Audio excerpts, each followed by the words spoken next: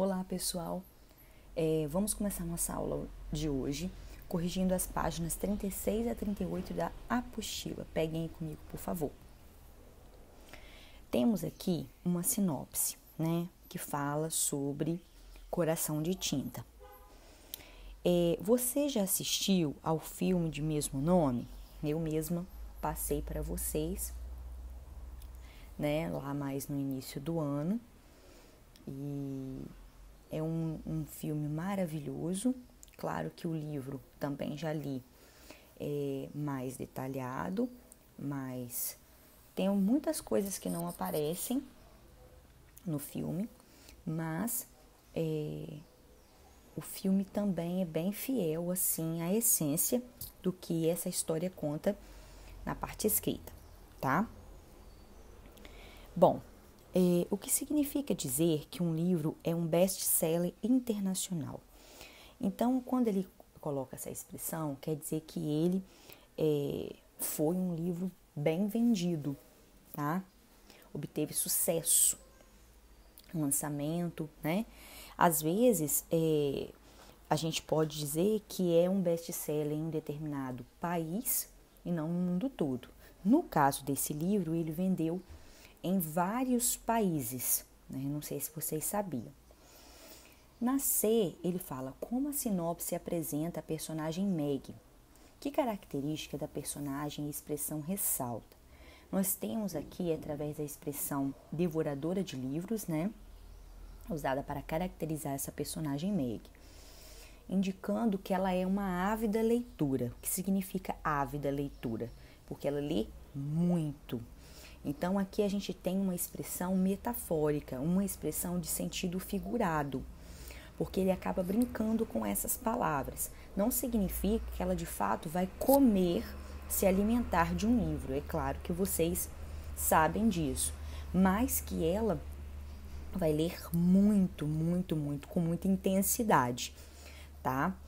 Depois, ele fala: indique o sujeito, o verbo e como este é um verbo transitivo, o complemento verbal obrigatório da frase. Há muito tempo ele não lia um livro em voz alta. Isso aqui é revisão, tá, gente? Então, o sujeito de quem eu falo é o ele, o verbo é o lia e o complemento verbal é um livro, que é um objeto direto, um complemento para um verbo sem preposição. Com o auxílio de seu professor e seus colegas, compare a frase original com os termos essenciais que a constituem e explique se as demais palavras ou expressões são desnecessárias na formação do sentido do sentido do texto e por quê.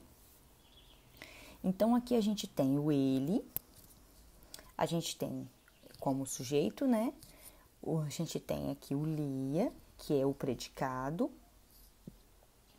e também um complemento que faz parte do predicado, que é um livro. Então, a gente tem há muito tempo ele não lia um livro em voz alta. É diferente, sim, de ele lia um livro, porque acaba mostrando pra gente uma expressão de tempo que não existe nessas informações que ele selecionou aqui. Então, a expressão há muito tempo denota, mostra, né, uma marcação, como eu disse, de tempo. Então, ele altera realmente o sentido, ele amplia o sentido da frase original, tá? De acordo com a análise feita no item anterior, complete o quadro. A exclusão de há muito tempo acaba perdendo a ideia de tempo, tá? O não faz uma grande mudança de sentido aqui, né? Porque você acaba ler em voz alta e não ler em voz alta são ações distintas. Uma você está afirmando e uma você está negando. Então, muda completamente o sentido. Em voz alta é uma ideia de modo. Então, se você elimina essa expressão, você perde como aquilo aconteceu, o jeito como aquilo aconteceu.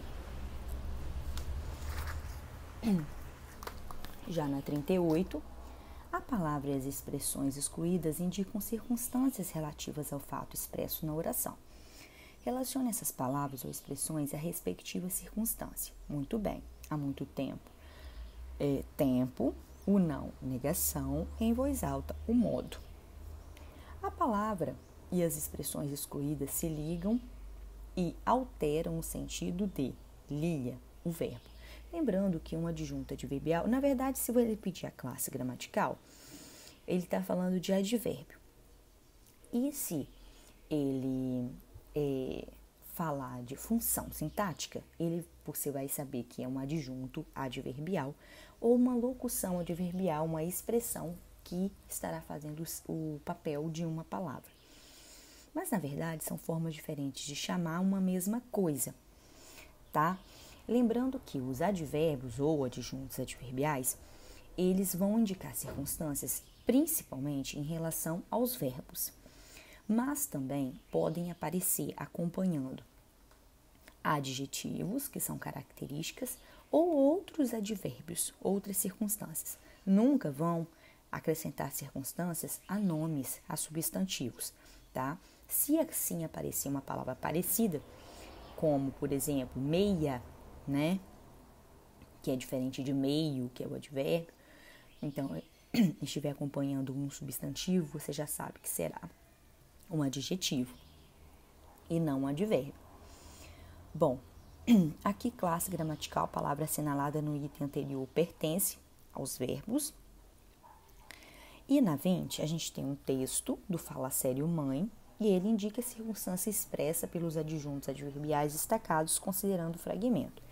Olha só, é uma dica, claro, que isoladamente você conseguiria fazer, mas adjuntos adverbiais, você tem uma perfeita interpretação, completa interpretação, você sempre precisa se ater ao contexto. Então, não é simplesmente fazer uma relação aqui, voltar e entender, está expressando o tempo, está expressando o modo como aconteceu, está negando um fato, está intensificando um fato. Então, tem que observar esse ponto. Aqui, a gente vai ter assim, ó, no já é ter, no mais, o i, no não, n, no quase, o i, a partir do 7º mês é o T, em silêncio, M, na academia, L, dessa região, L, e depois o parto, T, tá bom? Então, assim a gente encerra a nossa correção de hoje. Qualquer coisa é só falar, tá bom? Até a próxima. Beijão pra vocês.